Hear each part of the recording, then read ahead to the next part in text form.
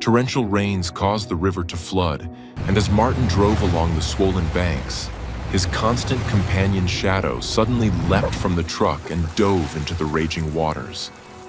But as he watched in horror, he realized Shadow was swimming toward something in the churning waters.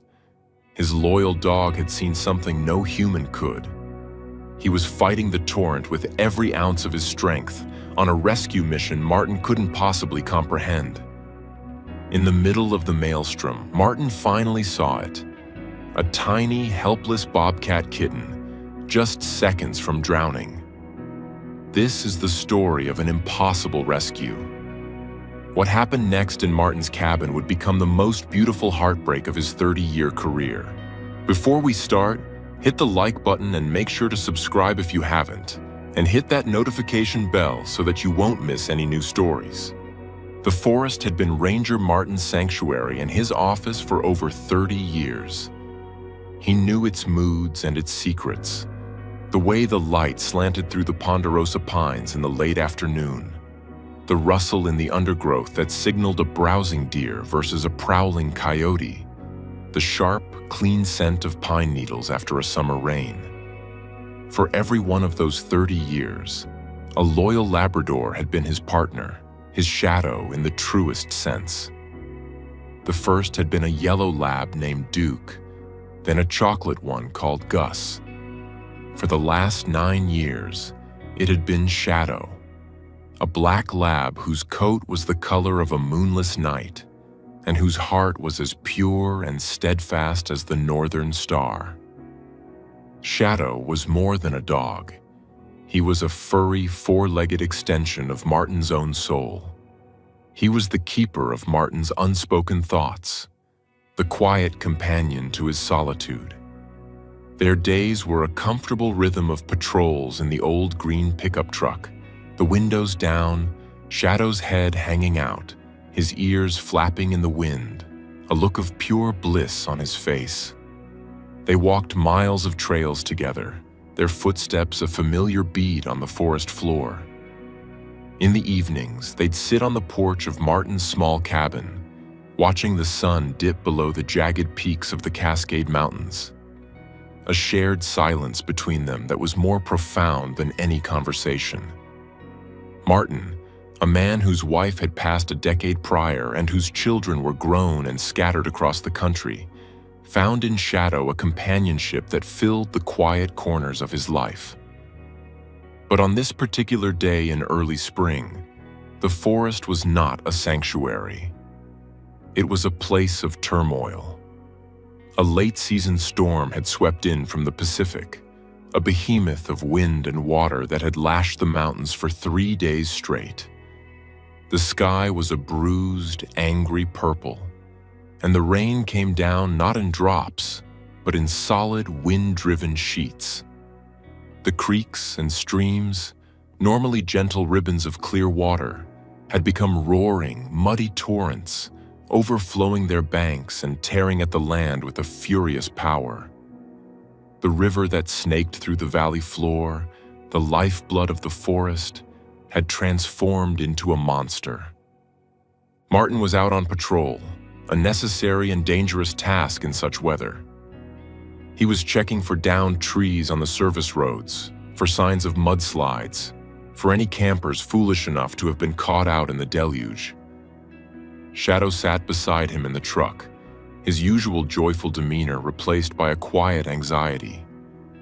He wasn't whining or pacing, but he sat unnaturally still, his intelligent brown eyes fixed on the churning landscape, his body a coiled spring of unease. They were driving along a stretch of road that ran perilously close to the swollen river. The water was a terrifying spectacle, a chaotic surge of brown froth and debris. Entire trees, ripped from the earth, were tossed about in the current like matchsticks. The roar was deafening, a constant guttural growl that seemed to shake the very frame of the truck. Martin's hands were clenched on the steering wheel, his knuckles white. He had seen floods before, but this was different. This was nature in its most raw and unforgiving state. It was then that it happened. Without a sound, without a bark or a whine, Shadow launched himself from his seat, a black blur of motion. Before Martin could even shout his name, the dog had cleared the open passenger window and was gone. For a heart-stopping second, Martin's world froze. He slammed on the brakes, the truck skidding to a halt in the mud. His mind reeled with a single horrifying thought. Shadow had been spooked, had fallen, had been swept away. He scrambled out of the truck, his boots sinking into the sodden earth, shouting Shadow's name into the gale. The wind tore the word from his lips. He scanned the raging river, his heart pounding a frantic, painful rhythm against his ribs. He saw nothing but the violent, muddy chaos. Panic, cold and sharp, seized him. He was about to plunge in after his dog, a suicidal impulse born of love and desperation, when he finally saw him. Shadow was in the water, but he wasn't being swept away. He was swimming, his powerful legs churning, his head held high. He was fighting the current with a strength and determination that was awesome to behold. But he wasn't swimming toward the bank. He was swimming away from it, toward the violent center of the river. Martin's panic morphed into utter confusion. "Shadow, back, come back!" he screamed, his voice hoarse. The dog ignored him. His focus was absolute. Martin followed his gaze, squinting through the driving rain, and then he saw it.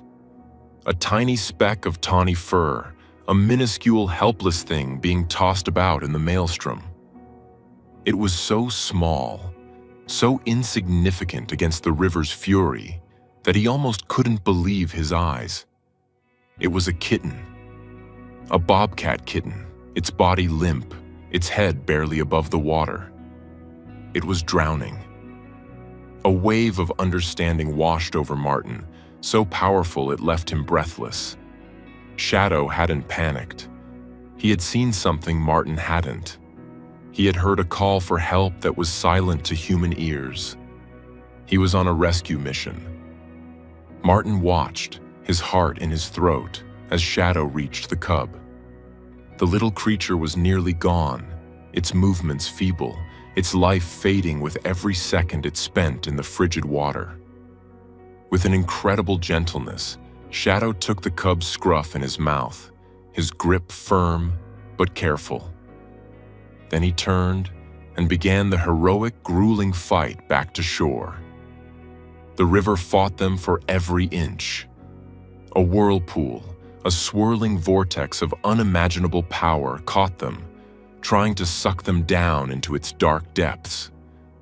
Martin could see the strain in Shadow's body, the way his muscles bunched and quivered with the effort. He saw the dog's head dip beneath the surface for a terrifying moment before he resurfaced, sputtering, but with his grip on the cub unbroken. Martin didn't hesitate. He waded into the churning water, the icy current grabbing at his legs, threatening to pull him off his feet. He braced himself against a half-submerged log and reached out. "Come on, boy, to me," he yelled, his voice a prayer. With a final, monumental burst of strength, Shadow reached the shallows. Martin grabbed his collar, hauling with all his might, and dragged both dog and bobcat onto the muddy bank. They collapsed in a heap, soaked, shivering, and gasping for air. Shadow immediately released the cub and began to lick it, nudging its tiny, still body with his nose, as if trying to impart his own life force into it. The cub was terrifyingly motionless. Its fur was plastered to its frail frame, and its eyes were closed. For a terrible moment, Martin thought they were too late. But then he saw it, a faint, shallow flicker of movement in its chest. A breath. "He's alive," Martin whispered, a wave of relief so profound it made him dizzy. He gently scooped up the tiny creature, which weighed no more than a bag of sugar, and wrapped it in the spare jacket from his truck. Shadow, despite his own exhaustion, whined with concern, his eyes never leaving the small bundle in Martin's arms. "You did good, boy," Martin said, his voice thick with emotion as he stroked Shadow's wet head. "You did so good." The drive to the veterinary center in the nearest town was a blur. Martin held the shivering cub on his lap, the truck's heater blasting. Shadow sat in the passenger seat, dripping water onto the floor, his worried gaze alternating between the cub and Martin. Dr. Eris Thorne was a man who had seen just about everything in his 40 years of practice, but he raised an eyebrow when Martin walked in, dripping wet, with a black lab at his heels and a half-drowned bobcat cub in his arms. "Well, Martin," Eris said, a slow smile spreading across his weathered face. "You never do things by halves, do you?" They rushed the cub to an examination room. It was hypothermic and had inhaled a significant amount of water. Its chances, Eris explained grimly, were slim. But as he worked, administering warm fluids and oxygen, he marveled at the little creature's resilience. "He's a fighter, this one," he murmured. While Eris tended to the cub, Martin checked over Shadow. Miraculously, the dog was unharmed, save for a few minor scratches on his muzzle, likely from the cub's flailing claws during the rescue. He was exhausted, but his spirit was undimmed. He sat patiently by the door of the examination room, refusing to leave, his ears perked for any sound from within. For the next few days, the veterinary center became a second home for Martin and Shadow. The cub, whom Martin had started calling Lucky, clung to life by a thread. He was weak and terrified, hissing and spitting at any human who came near. But he never hissed at Shadow. Martin was allowed to bring Shadow into the recovery room. The big black dog would lie down just outside Lucky's kennel, his presence a calm and steadying anchor in the cub's terrifying new world. He didn't try to get closer. He just lay there, a silent, watchful guardian for hours on end. Slowly, miraculously, Lucky began to recover. His breathing steadied, his temperature returned to normal, and he began to take a special milk formula from a bottle. The turning point came on the 5th day. Martin and Shadow were in the room, watching as Eris tried to coax the cub to eat. Lucky, as usual, was huddled in the back of his kennel, a tiny ball of defiant fur. Shadow let out a soft, low whine.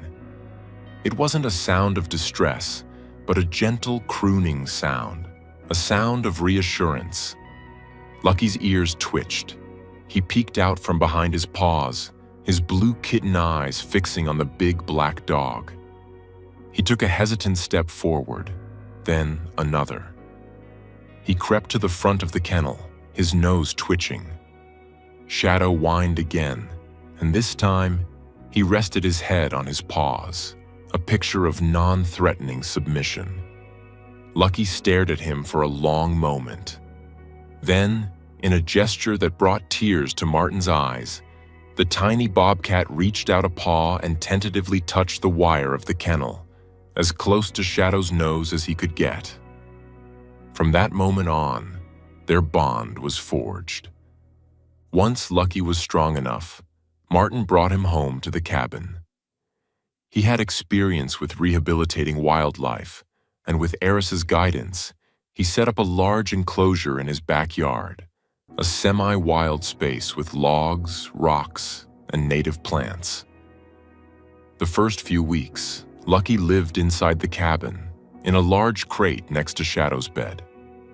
The two were inseparable.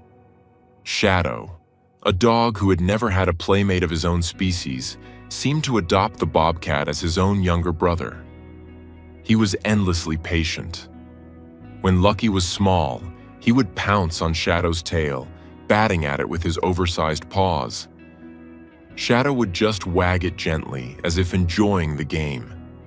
As Lucky grew, their play became more boisterous.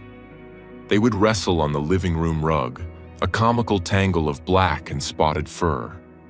Lucky, with his feline agility, would ambush Shadow from behind the sofa, and Shadow, with his canine good nature, would pretend to be surprised every time.